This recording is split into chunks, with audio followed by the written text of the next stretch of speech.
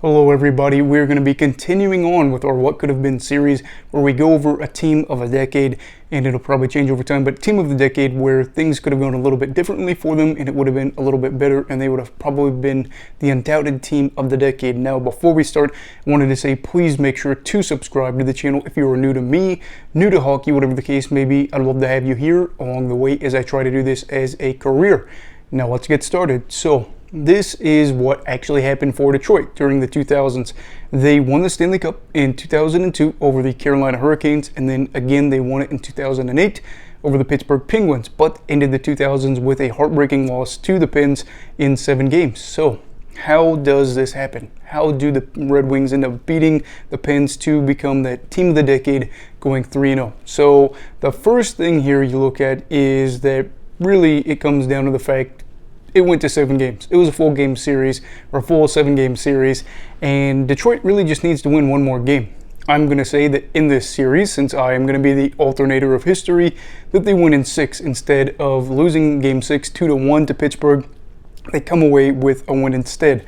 Why does that matter? Why is it a big deal that they win in 6 games instead of 7? Truthfully, it really doesn't matter, but in our timeline, we saw Detroit as a very old team. I think they had the oldest average age for their roster in the NHL. Pittsburgh, I think, was middle of the pack, but they did have some young guys, of course, that were blossoming right in front of our eyes. So I'd imagine for Detroit, a team that had logged a lot of playoff time and things like that, it really would have been better for the series in their favor to end earlier. So we'll say that they win in 6 and they end up winning over this young and hungry Pittsburgh team.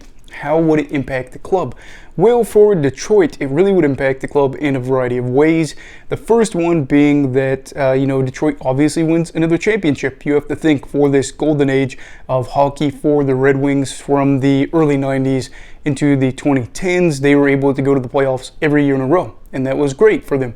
That was over 2 decades of consistent playoff hockey. Now, they end up winning another championship, which really is just good all around. What person is going to complain about another title? That just doesn't happen unless you're a really, really weird fan. But also for Detroit, a big thing here is they defend their 2008 crown. This one is not as big of a deal to me, but I'll explain why it could be a bigger deal. A lot of people feel like, oh, if a team wins a championship and they don't back it up within a relative timeline, that it was a fluke or a one-off. I don't really think that's the case, and I think for a lot of people they would agree. Detroit was a team that was consistently making runs during this period, and they were winning Stanley Cups. So had they made it just one time and won it in 08 randomly and then didn't go back or go on a deep run again, yeah, I would have said the Red Wings probably were a little bit of a fluke, even though I don't consider it to be a fluke if it's 1 year, but they're really good that year. But I would say for Detroit, considering that they were so good for so long, this was not a fluke, but they would be able to have back-to-back championships from 08 and then, of course, 09. Third, maybe a guy like Henrik Zetterberg would get a little bit more love than what we see now.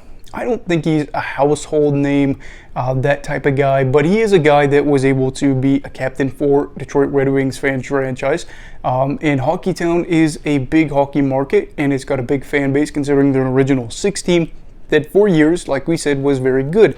Now for Zetterberg, I think it would really just be icing on the cake to get a second ring, and you look back at his career and think, okay, this was a little bit better than I remember. Not to say it was a bad career, because it certainly was not.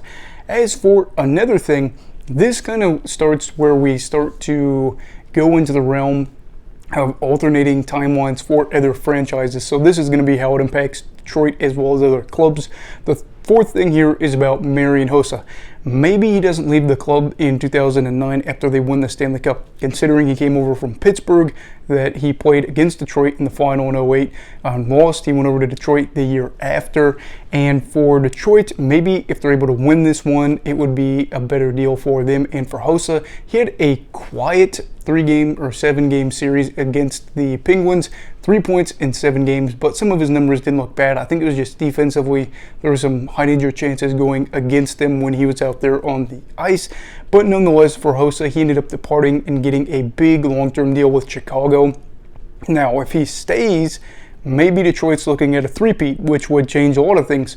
Why would that be a big deal? Well, of course, they would have already won in 08 and 09, continued legacy building, being the best team in the league. How the franchises are supposed to be run is based around and centered around Detroit, but also you're looking at that and thinking, well, if he stays in Detroit, Chicago's not going to get him then. Would Chicago end up winning in 2010? Maybe, maybe not. And then you look at that and say, well, if they didn't win in 2010, would they be this modern day dynasty that they turned out to be when they won in 2010, 2013, and 2015? I think that is an important thing for them, because you could be looking at Detroit snatching away titles for Chicago and then extending more success for them. And let's remember, Detroit and Chicago don't get along at all. And yeah, I know they're in different conferences now, but back in the day, especially when they were in the same conference, these two teams hated each other. So yeah, why don't you just extend your dynasty and then kill off another dynasty in Chicago? That would be interesting. And finally, this is where things kind of get a little weird. It's more centered around Pittsburgh, and we could go on for days about these rabbit holes and these butterfly effects. But I think for the Penguins, it would have been interesting had they lost these 08 and 09 Stanley Cups, because they wouldn't have won one. Either way, obviously, they would have lost both times to the Red Wings. They would have made it there, of course, but not been able to get it done. And then you start to wonder, because it wasn't until, 2016 that they played the Predators and won that. What happens if the Penguins end up losing these two Stanley Cups? Do they make the same moves, or do they, try to go a different route? Even within a few years afterwards, you'd have to imagine they would, because of the dynamic of the league with just one change. If Hossa stays in Detroit, I'm sure a lot of things would be different, but you would have to think that Pittsburgh, maybe they don't get a Stanley Cup during those years after either. Maybe they don't win any Stanley Cups at all, like in 2016 or 17. I can't say for sure what would happen here, but I do think it'd be very interesting to see guys like Letang, Malkin, Crosby, Fleury, those guys, to wonder maybe, just maybe, if things started to get a little bit problematic, to say, well, we can't get over the hump and we don't exactly like where we're at now. Maybe one of them leaves, maybe all of them leave, maybe none of them leave. I know there's been a loyalty to this franchise, but that comes after winning a championship and then being a consistently good team. I don't know, maybe cracks start to show in their armor if they end up not beating Detroit in 09. And I think that would be really interesting, because that would change so much if they end up losing that 09 series. Hossa staying for the 2010s. We're probably seeing different champions over the course of all that time, like I said, and that would just be all over the place. But yeah, that's basically it. You'd say Detroit back-to-back titles, maybe they, get a three-peat. Maybe more, they kill off Chicago's dynasty, and maybe Pittsburgh would be not what they are today, which would be really interesting. But this is what could have been for the Detroit Red Wings, the team of the 2010s. There are honorable mentions here. Let me see if I can pull them up.